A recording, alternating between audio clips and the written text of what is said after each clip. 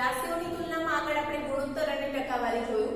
હવે જોઈએ કે કોઈ વસ્તુની ટકાવારીમાં તમને વધારો કે ઘટાડો આપ્યો હોય તો શું કરવાનું. તો ટકાવારીમાં વધારો કે ઘટાડો, ધારો કે કોઈ વસ્તુની તમને છાપેલી કિંમત અથવા મૂળ કિંમત આપેલી છે અને એવું કહ્યું છે કે એમાં 10% નો વધારો થાય છે. 10% નો વધારો થાય છે તો શું કરવાનું, વસ્તુની કિંમતમાં જેટલા ટકાનો વધારો થાય છે એને આપણે પહેલા શું કરીશું, રૂપિયામાં ફેરવીશું. ધારો કે વસ્તુની કિંમત 100 રૂપિયા છે અને એમાં 10% નો વધારો થાય છે તો 100 ના 10% એટલે કેટલો વધારો થયો એ રૂપિયામાં શોધીશું અને એની મૂળ પછી એની વેચાણ કિંમત શોધવા માટે શું કરીશું, જે મૂળ કિંમત છે એમાં વધારો ઉમેરીશું. હવે જો ઘટાડો કીધો હોય તો વસ્તુની આપેલી કિંમતમાં ઘટાડો થાય છે એવું કીધું હોય તો શું કરીશું, ઘટાડો કેટલા ટકા થાય છે એને આપણે રૂપિયામાં ફેરવીશું. તો ટકાને રૂપિયામાં ફેરવતા આપણને આવડે છે, આગળ આપણે શીખી ગયા. રૂપિયામાં ફેરવીશું અને જો વસ્તુની કિંમતમાં ઘટાડો થતો હોય તો એની મૂળ કિંમતમાંથી ઘટાડો આપણે બાદ કરીશું. હવે વસ્તુની ટકાવારીમાં થતો ઘટાડો, તો તમે મોલમાં ગયા હોય તો ઘણીવાર જોયું હશે, કોઈ પણ વસ્તુ હોય તો એના પર 25%ની છૂટ, 10% ડિસ્કાઉન્ટ, 50%ની છૂટ છે, એ રીતના બહુ બધી ઓફરો હોય છે, સેલ હોય છે. તો એ વસ્તુની કિંમતમાં જે ઘટાડો થાય છે એના પરથી આપણને શું મળશે, વળતર. તો વળતર બરાબર શું થાય, વળતર બરાબર વસ્તુની છાપેલી કિંમત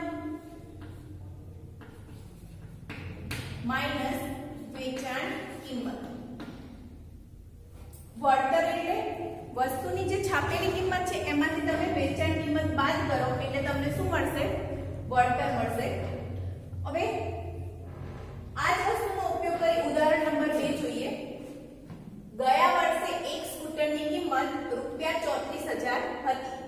આ વર્ષે તેની કિંમતમાં 20% નો વધારો થયો તો હાલની તેની કિંમત શું હશે. આપણને શું આપેલું છે પહેલા તો એ જોઈએ. સ્કૂટરની કિંમત ₹34,000 હતી. જે ₹34,000 છે આપણે શું થશે, મૂળ કિંમત. તો મૂળ કિંમત બરાબર 34,000.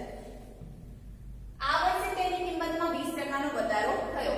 આપણે શું કીધું હતું કે જો ટકાવારી વસ્તુની કિંમતની ટકાવારીમાં વધારો ટકાવારીમાં થતો હોય તો એને શું કરવાનું, સૌથી પહેલા રૂપિયામાં ફેરવવાનું. તો મૂળ કિંમત 34,000 છે તો થતો વધારો થાય છે અહીંયા. તો સ્કૂટરની કિંમતમાં થતો વધારો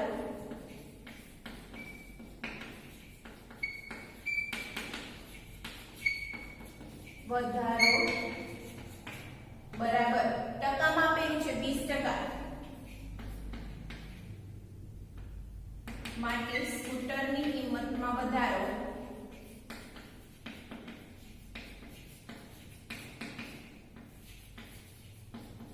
બરાબર આપણી મૂળ કિંમત છે 34,000, એમાં 20% નો વધારો થાય છે. તો 34,000 ના 20%, તો 34,000 ગુણ્યા 20 ટકા છે તો એને રૂપિયામાં ફેરવવું હોય તો છેદમાં શું લખવા પડે, 100. તો 34,000 ગુણ્યા 20 છેદમાં 100. શૂન્ય કેન્સલ, શૂન્ય કેન્સલ.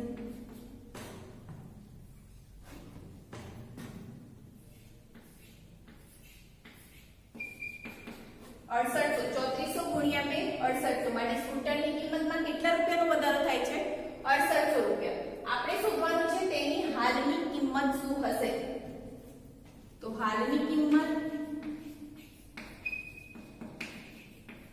બરાબર એની જે મૂળ કિંમત હતી એ પ્લસ એમાં કેટલો વધારો થયો એ થશે એની હાલની કિંમત.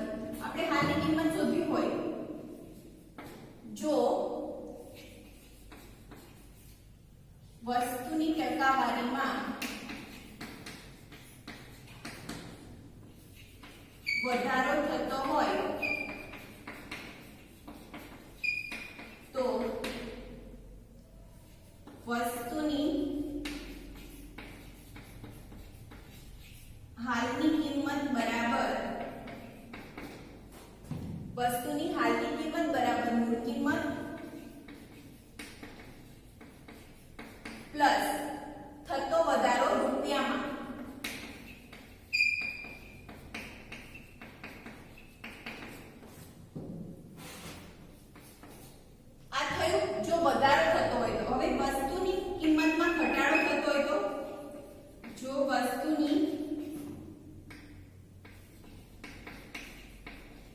કિંમતની ટકાવારીમાં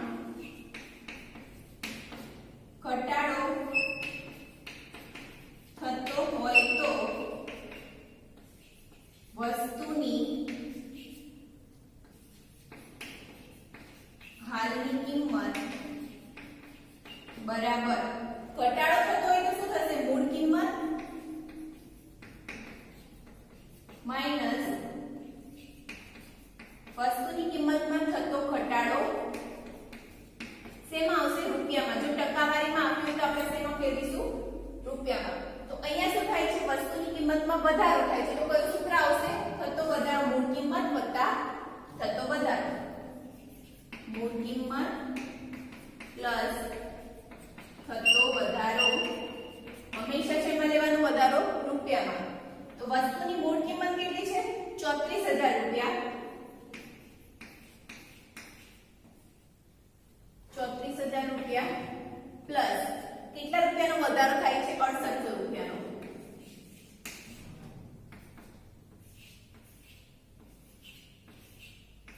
તો 40800 રૂપિયા સ્કૂટરની હાલની કિંમત થશે માટે સ્કૂટરની હાલની કિંમત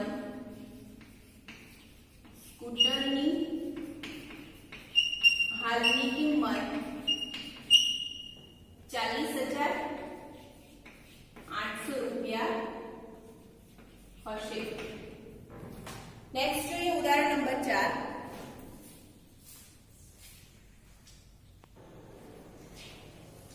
ઉદાહરણ નંબર 4 ફ્રોકની યાદી મુજબની વેચાણ કિંમત ₹220 છે વેચાણ પર 20% વળતર નક્કી કરેલ છે તો ફ્રોક પર વળતર અને તેની વેચાણ કિંમત શોધો શોધવાનું શું છે વળતર અને વેચાણ કિંમત બંને શોધવાનું છે આપણને આપેલી છે વેચાણ કિંમત યાદી મુજબની મતલબ યાદી મુજબની વેચાણ કિંમત એટલે છાપેલી કિંમત આપેલી છે 220 છાપેલી કિંમત બરાબર 220 રૂપિયા અને વેચાણ પર કેટલું વળતર મળે છે 20%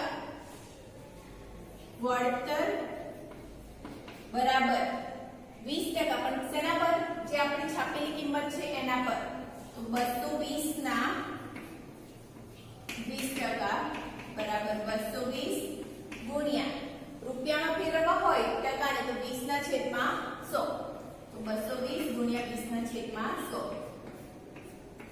22 ગુણ્યા 2 44 રૂપિયા તો વળતર આપણને કેટલું મળશે 44 રૂપિયા વળતર મળી ગયું હવે શું શોધવાનું છે વેચાણ કિંમત તો વળતરનું સૂત્ર આપણને ખબર છે વળતર બરાબર શું થાય વળતર બરાબર છાપેલી કિંમત માઈનસ વેચાણ કિંમત વળતર કેટલું મળ્યું 44 રૂપિયા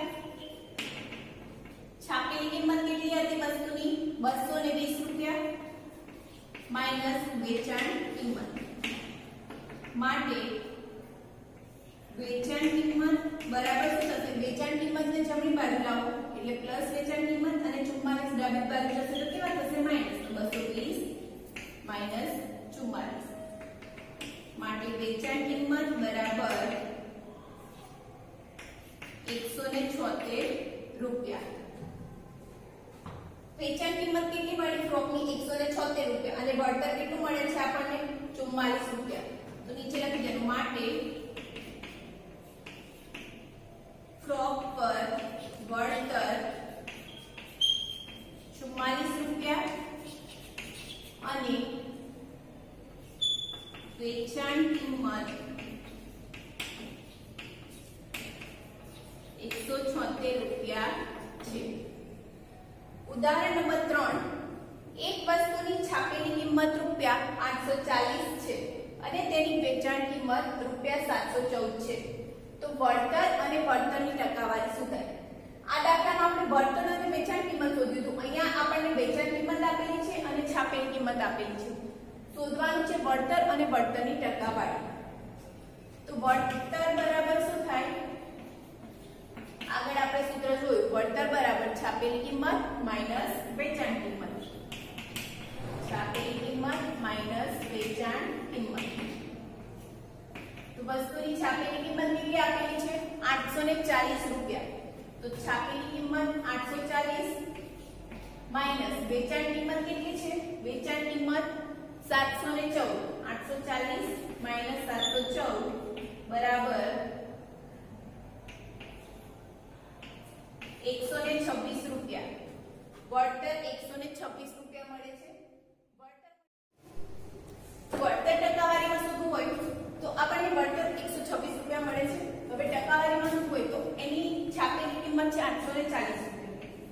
જો 840 રૂપિયા છાપેલી કિંમત હોય તો એના પર કેટલા રૂપિયા વળતર મળે છે? 126 રૂપિયા. માટે ટકાવારીમાં શું હોય એટલે કેટલા ટકા? 100%. 100 રૂપિયા છાપેલી કિંમત પર વળતર બરાબર 126 ગુણ્યા 100 છેદમાં 840. 5 ગુણ્યા 2 10, 42 ગુણ્યા 2 84, 42 ગુણ્યા 3 126. તો વળતર બરાબર 5 ગુણ્યા 3 15% થશે. માટે વળતર 126 રૂપિયા અને ટકામાં કેટલા ટકા મળે છે? 15% મળે છે. નેક્સ્ટ છે એક ડ્રેસની છાપેલી કિંમત 120 રૂપિયા અને બૂટની છાપેલી કિંમત રૂપિયા 750 છે. જો બંને પર 20% વળતર મળતું હોય તો બંનેની વેચાણ કિંમત શોધો. બે દાખલા સાથે છે. ડ્રેસની છાપેલી કિંમત આપેલી છે, બૂટની છાપેલી કિંમત આપેલી છે અને બંને પર વળતર 20% મળે છે. આ રીતનો દાખલો આપણે ઉદાહરણ નંબર 2 માં જો. એ જ રીતે આપણને વળતર 20% આપ્યું છે તો ડ્રેસ પર 120 છાપેલી કિંમત છે તો 120 ના 20% એટલે રૂપિયામાં મળશે. અને શું થાય છે? વળતર શોધવાનું છે તો વળતર બરાબર છાપેલી કિંમત માઈનસ વેચાણ કિંમત. એ જ રીતે